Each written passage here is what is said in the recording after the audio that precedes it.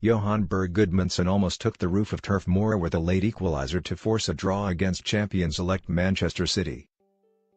City, fielding only 6 substitutes because of a lengthening injury list, had appeared ready to go 18 points clear when Brazilian Danilo struck from outside the box midway through the first half.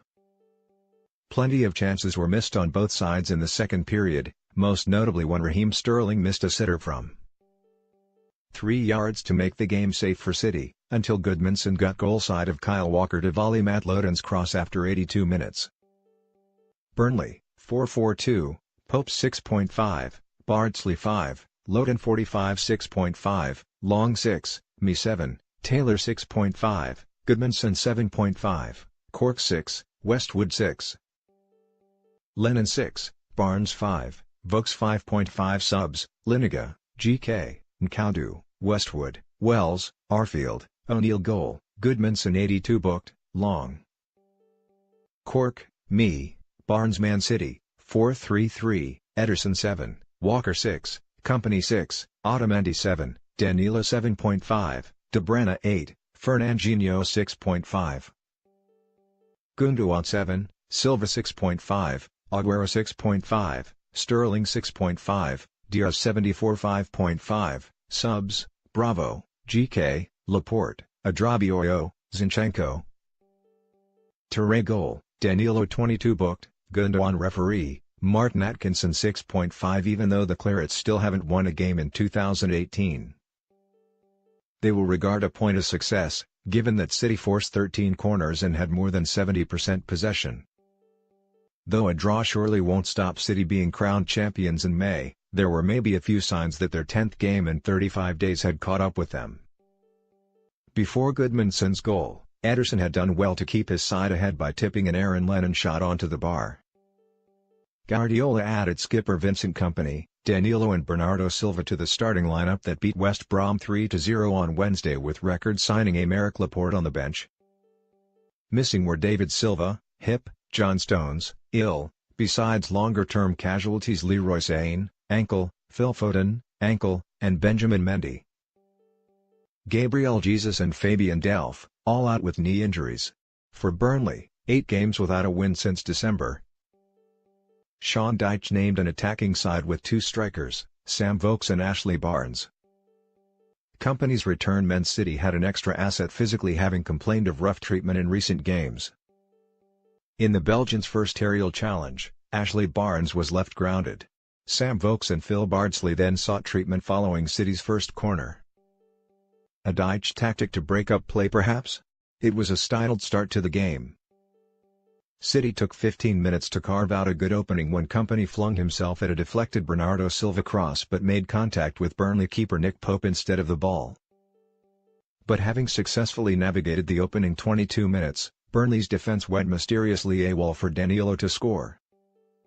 Kevin De Bruyne played a short corner to Silva, and when he squared a pass to Danilo just outside the penalty area, Burnley hung back to cover Sergio Aguero and the other supposed dangerman.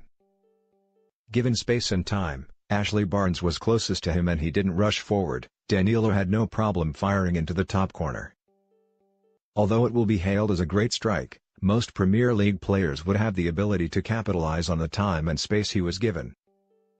It was the Brazilian fullback's second goal for City following his £26.5 million summer move from Real Madrid. City relaxed, having made the breakthrough. Sterling was on the receiving end of a challenge by Jack Cork, but dusted himself down to fire a shot that Pope saved well. Burnley came out of their shell and nearly levelled after half an hour. Cork hooked a cross into the box and ex-City defender Ben Mee caught it nicely on the volley, forcing the previously inactive Ederson to make a great save with a strong left hand. Normal service was resumed after that, with De Bruyne's shot parried by Pope, with the rebound coming too quickly back at Aguero for the Argentine to control and score. Burnley collected bookings for Kevin Long and Cork as City's passing moved up a gear. There was nearly time for them to add a second before the interval, but Aguero's finish struck Pope on the chest after the striker was played in by De Bruyne. Matt Loden replaced Bardsley in the Burnley defence at half-time. Loden was quickly into the action, blocking Aguero's shot with his back. City clearly wanted the second goal to put the game to bed and forced a flurry of corners. Ilkay Gundogan was pulling the strings in midfield and Aguero set up Sterling, who skied it under pressure from Johann Gudmundsson. Danilo then tried his luck again from distance. This time Pope got his fingernails to the ball and tipped over.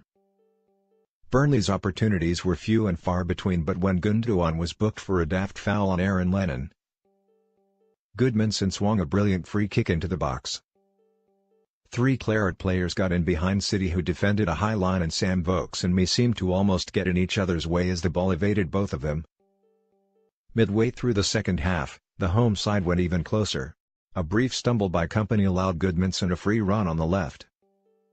The Icelander switched the ball inside to Cork and he moved on to Lennon. The former England winger hit his right-footed shot well, but Ederson responded brilliantly by pushing onto the crossbar. It served as a wake-up call for City. De Bruyne released Kyle Walker at the other end and his cross was a tap-in for Sterling, who tried to steer the ball in from 3 yards and missed. He berated himself loudly for giving up the chance. Sterling was replaced soon afterwards by youngster Brahim Diaz. For the first time, Burnley were the team pressing to score.